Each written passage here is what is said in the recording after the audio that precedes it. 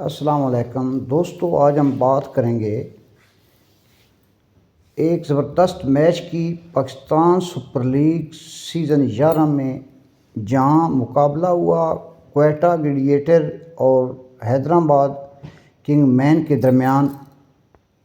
Match کا toss جیتا کوئٹہ کے کپتان سعود شکیل نے اور پہلے بیٹنگ کرنے کا فیصلہ کیا، لیکن کوئٹہ کا آغاز اچھا نہ رہا۔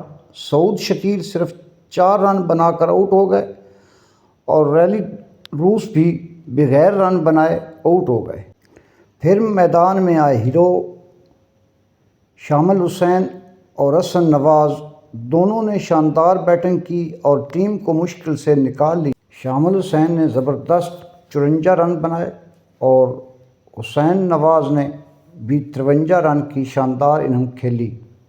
آخر میں ٹام کرن نے تیز 31 رن بنائے اور ٹیم کا سکور 175 تک پہنچا دیا۔ حیدرآباد کی بولنگ بھی زبردست رہی۔